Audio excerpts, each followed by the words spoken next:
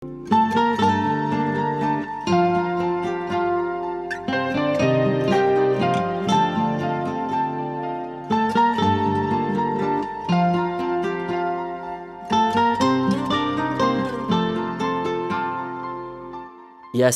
زێڕین هەیە لە شەریعەتە کە چاکەکان خراپەکان نشۆنەوە، واتە خراپەکان ئەسڕێنەوە بەڵام چاکەکان ناسڕێنەوە. خوای گەورە ئەوێت دەواازەیەکی هیوامان بۆ بکاتەوە بۆ ئەو کەسێک کە هەڵی کردووە تاوەکو ڕێژیانی ڕاست کاتەوە. بەڵام ئەم یاسایە جیاکەرەوەیەکی هەیە، گوناهێک یان کارێک بە چاکەیەک ئەسڕێتەوە لە گرنگترین چاکەکان و کردەوەی بڕوادار بزانە ئەویش بەخششە. ئەو گوناها ناوی منەت و ئازاردانە. گوێ لە ئاەتی یەکەم بگرە. بسم الله الرحمن الرحیم. ئەوانی کە ماڵ و سامانیان ئەبەخشن لە پێناوی خوادا و پاشان لەوەی کە بەخشیویانە منەت و ئازاردان ناکەن، پاداشتیان لای پەروەردگاریانە و هیچ خەمێکیان لەسەر نییە و هیچ خەفەتێک ناخۆن. دوای ئەوە خوا فەرمێ وتەیەکی چاک و لێبوردن باشترە لە بەخششێک کە منەتی بەدوادا بێت وەخوا بێنیاز و لێبوردەیە. واتە ئەوەی تۆ بە کەسێکی نیازمەند قسەیەکی خۆش بڵیت باشترە لەوەی کە چاکەیەکی پێ بەخشیت و منەتی بەسەرا بکەیت. خوای گەورە فەرمێ ئەو کەسانی بڕواتان هێناوە چاکەکانتان بە منەت و ئازاردان بەتاڵ مەکەنەوە، کەواتە سەلمێ منەت و ئازاردان چاکە لە ناوبات. منەتکردن واتە بیرتە خەمەوە من پێم بەخشیوی، بیرت خەمەوە کە من چاکەم بەسەرتەوە هەیە. و ئازاردان ئەوەیە هەستت بریندار بکەم بەوەی کە من احتیاجی خۆتت بیر خەمەوە، ئەڵی خۆت ناناسیتەوە. و نهێنی ئەوەی کەوا منەت و ئازاردان چاکە ئەسڕێتەوە، ئەوەیە بەندە سەرچاوی چاکەکە گەڕێنێتەوە بۆ خۆی، بەخشینەکەش ئەداتە پاڵ خۆی، بگرە پارەکەش ئەداتە پاڵ خۆی. و لەمەشەوە ئیتر کەوایە یەکجاری خۆت پاداشتی خۆشت بدەرەوە، تۆ لای خوا پاداشتن نییە. لە ڕاستیشدا سامان سامانی خوایە.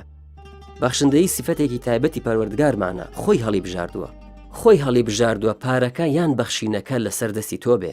خوا تۆی هەڵبژاردۆ تا لە ڕژدی نەفست خۆت پارێزی، وەک ئەفەرمێ هەرکەس خۆی پارێزێ لە ڕژدی نەفس واتەیەکێک تۆی پاراستووە لە ڕژدی، لەو ڕژدیەت ئەویش بە پشتیوانی پەروەردگاری جیهانیان.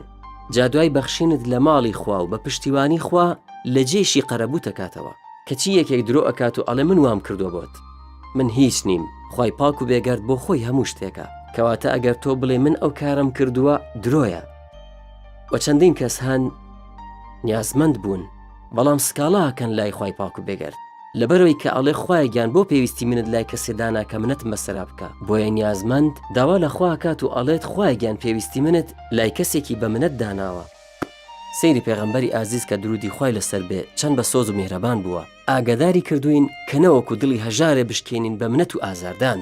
خۆشەویست درودی خوای لەسەر بێ فەرمێ سێ کەس خوا قسەیان لەگەڵ ناکە لە ڕۆژی دواییدا و سەیریشیان ناکە و پاکیان ناکاتەوە و سزایەکی توندیان بۆ هەیە، لەوانیش منەتکارانن، ئەویش ئەزێدانی خەڵکە بە منەتکردن. لە ڕاستیدا ئەگەر ڕۆژێک کەسێک بەخشینێک یاخود چاکەیەک بکە ئەوە ئەرکی سەرشانی بووە، ئەرکی خۆی کردووە، ئەوە شوکرانە و سوپاسی نعمەتەکانی خوای باڵەدەستە. و لە ڕاستیدا هەرێک لە ئێمە کە خێرێک بکات یان شتێ ببەخشێ ئەوە ئەو کارە بۆ خۆی دەکات، چونکە فریشتەکان نزای بۆ ئەکەن و هەموو ڕۆژە ئەڵێن خوایە پێی ببەخشە، بە هەموو بەخشەرێک پاشەکەوتێ.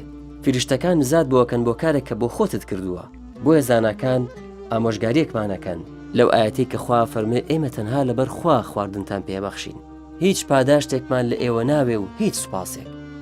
زانەکانە فەرموون کاتێ شتێ بەخشی تەنانەت نزایەکیش داوا مەکە بۆت بکەن، شتی وا مەکە، خۆت نزا بۆ خۆت بکە، چونکە تۆ لە پایەکی بەرزدای لە دوای کردەوە چاکەت. ئەوە لەم ئاەتەوە وەرگیراوە، لەو ئاەتەی پێغەمبەر موسا وەرگیراوە کاتی یارمەتی ئەو دوو کچادا کە پێویستیان پێی هەبوو مەڕەکانی ئاودان، پاشان لەژێر سێبەرێک دانیشت، وتی خوای گیان من لەو نیعمەتەی کە تۆ نازڵت کردووە نیازمەند و هەژارم، هەر بۆیە خوانزاکەی لێ وەرگرت، چونکە لە دوای کارە خێرەکە پلەیەکی ڕێزداری هەبوو، واتە من نزا بۆ خۆمەکەم نەک ئەوەی شتێکی بەدەستەوەیە، چونکە ئەو کارە بەرامبەر و بەخشینەیە کردوتە، بۆیە داوای نزاشی لێ مەکە. کەواتە بۆ ئەوەی منەت و زیانن نەبێ ژمارەیەک ئەمەیە، بیری ئەو کەسە مەخەرەوە کە شتێکت پێبەخشیوە، تەنها بۆ خوا بیکەوە لە بیریکە. ژمارە دوو داوای ڕێزگرتن و بە گەورەزانینی خۆتی لێ مەکە، ئەوە منەتی شاراوەیە کە چاکەیەک ئەەکەیت و ئەڵێ ڕێزم بگرە. ژمارە سێ هەمیشە سوپاسگوزاری خوا بە دوای ئەوەی شتێ بەخشی لەوەی کە تۆی لە خەڵکی بەخشەر داناوە و تۆی دەوڵەمەند کردووە، تاوەکو دڵی نەداران نەشکێنی و خێری چاکەکە لەدەست نەچێ بە منەتکردن و ئازار. خوایە گیان لەوەی پێت دەخشیوین بەرەکەتمان بەسەر بڕژێنە و ئەی خوایە شەڕی ئەوەی کە ئەتەوێ لێمان بە دوور بگرە.